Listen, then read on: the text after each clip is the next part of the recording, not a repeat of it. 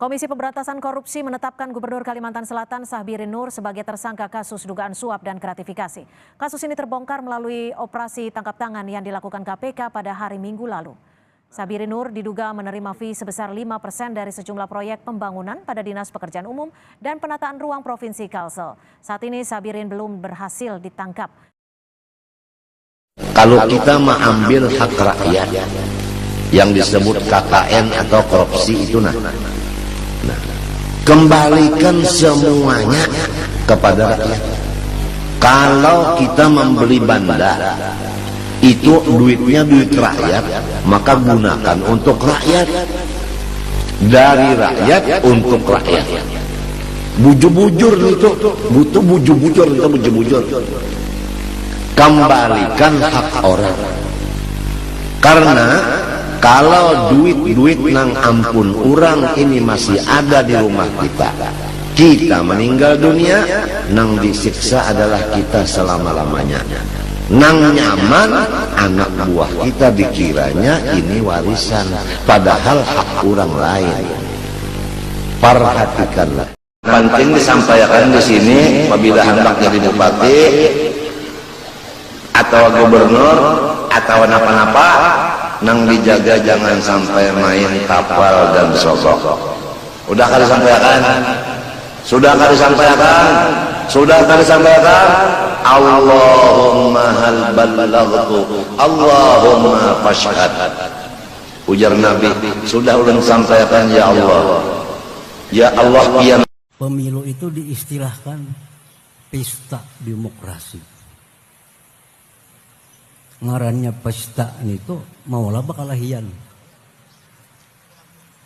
maulah bermusuhan, maulah kada betaguran. Ngarannya pesta. Orang pesta itu ada minum teh, ada minum kopi, ada minum susu, adalah bakalahi, kada bakalahinya. Nah, pesta demokrasi ada nang partai ini, ada partai itu, kan jangan sampai bakalahi. Kalau bakalahi ganti aja kalimat pestanya itu.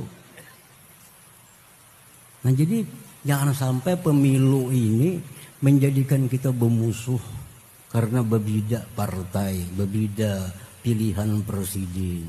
Kada ada gunanya, kada ada artinya bermusuh. Kita boleh bermusuh kalau memang disuruh Allah bermusuh. Musuhi aja Allah, ya kita musuhi. Selama Allah kada menyuruh bermusuh, buat apa kita bermusuh? Jadi jangan sampai pemilu ini, baik pemilu serentak, baik pilkada apapun kayaknya, jangan sampai kita jadi masalah. Jangan sampai kita memusuh karena berbeda-beda tadi. Nah, itu pertama.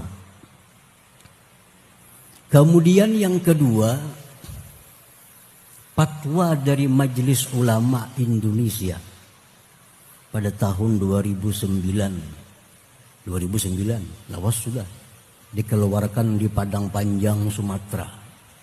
Itu fatwa ulama mengatakan, Majelis Ulama mengatakan bahwa kaum muslimin dan muslimat wajib memilih pemimpin atau wakil, wajib memilih yang jujur, yang cerdas, yang aspiratif, yang dipercaya. Jadi memilih itu wajib kita. Wajib. Ini ditandatangani oleh para ulama se-Indonesia di Padang Panjang. Jadi jangan sampai kita gulput, jangan sampai kada turun ke TPS. Selama ada yang kita pilih ini orang yang memang berhak untuk dipilih. Kecuali yang dipilih ini kada berhak dipilih. Nah, saya kong maling, nah, saya kong perampok orangnya, nah, saya kong pemabuk. Ayo aku kedompar ke TPS, yang dipilih itu orangnya.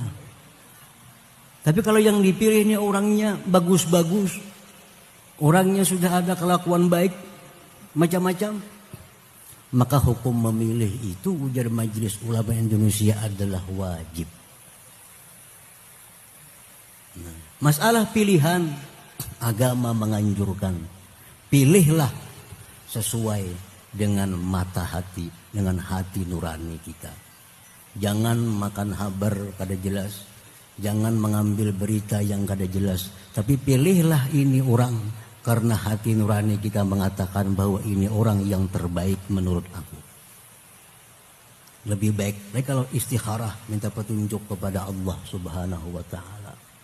Dan jangan sekali-kali memilih calon apapun karena duit, jangan sekali-kali.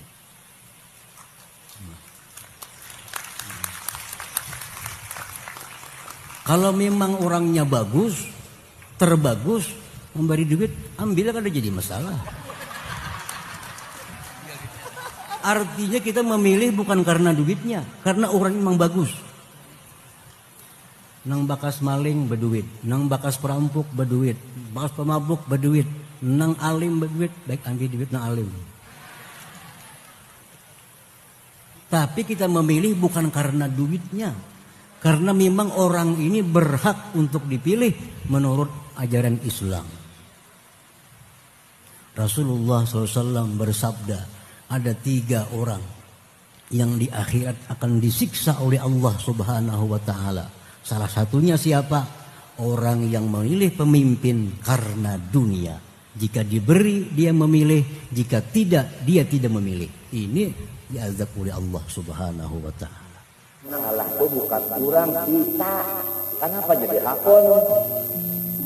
Kada satujunya menyalahkan orang. Padahal sebenarnya sorong salah pilih. Nang dipilih itu orang sidik, amanah, tabligh, patonah. Lain dari yang 4 ini jangan dipilih. Sudah disampaikan. Kenapa memilih nang manusia nang?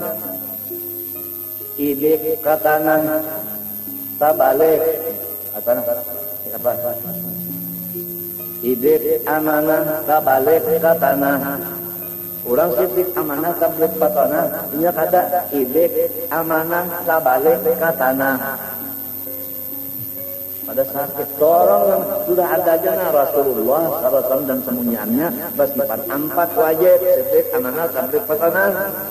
Mun hendak artinya menghendak pemimpin, nang sifatnya 4 ini satu aja yang tertinggal daripada 4 ini. Apabila seorang yang memilih salah, seorang yang kada bujur. Saudara-saudara sekalian, hari ini hati kami di Kalimantan tengah diliputi oleh rasa duka dan keprihatinan. Berita tentang Gubernur Kalimantan Selatan, Syahbirin Nur, yang ditangkap KPK atas dugaan kasus korupsi menjadi tamparan bagi kami semua. Betapa pahitnya kenyataan ketika seorang pemimpin yang seharusnya menjadi panutan justru terjerat dalam praktek yang merusak prinsip kejujuran dan keadilan. Dalam momen seperti ini, kita tidak bisa tidak mengingat lagi kembali ceramah Abah Gurus Kumpul yang penuh hikmah beberapa tahun yang lalu. Beliau menekankan pentingnya sifat-sifat yang harus dimiliki oleh seorang pemimpin, yaitu sidik, amanah, tablik, dan fatanah. Sifat-sifat ini yang dicontohkan oleh Rasulullah adalah fondasi bagi kepemimpinan yang baik. Ketika seorang pemimpin mengabaikan nilai-nilai ini, maka ia tidak hanya mengkhianati rakyat, tetapi juga mengkhianati amanah yang diberikan oleh Allah dan rakyat. Abah Gurus Kumpul pernah berkata, jika seorang pemimpin terlanjur terjebak dalam korupsi, berapapun jumlah yang dikorupsi, wajib hukumnya untuk mengembalikannya seutuhnya kepada rakyat. Ini bukan hanya soal uang, tetapi tentang mengembalikan juga kepercayaan yang telah hancur. Jika benar-benar ingin bertobat, langkah pertama adalah mengembalikan apa yang telah diambil dengan cara yang tidak benar, ucap Abah Gurus Kumpul. Melihat situasi yang terjadi saat ini, kita harus bertanya juga pada diri sendiri, apa yang bisa kita lakukan? Kita tidak hanya bisa berdiam diri dan menunggu hasil hukum. Kita harus berani bersuara, menuntut keadilan dan mendukung kepemimpinan yang bersih dan jujur. Kita harus mendidik diri kita dan generasi mendatang tentang pentingnya integritas, agar tidak ada lagi pemimpin yang tergoda oleh godaan korupsi. Mari kita jadikan ceramah Abah Gurus Kumpul tadi sebagai pengingat dan pendorong untuk kita semua. Saatnya kita menuntut pemimpin yang memiliki sifat-sifat mulia dan berkomitmen untuk melayani rakyat dengan tulus. Karena pada hakikatnya pemimpin itu adalah pelayan bagi rakyat, ucap Abah Gurus Kumpul. Dan saatnya kita memperjuangkan Indonesia yang bebas dari korupsi, yang dipimpin oleh orang-orang yang menjunjung tinggi amanah dan kejujuran. Dan semoga apa yang terjadi dengan Gubernur Syahbirin Nur menjadi pelajaran berharga bagi kita semua. Mari kita bersama-sama berdoa agar pemimpin kita ke depan dapat menjalankan amanah dengan sebaik-baiknya, dan agar kita selalu diberi petunjuk dalam memilih pemimpin yang benar-benar mencintai rakyat dan bangsa serta takut dengan hukum Allah Subhanahu wa taala.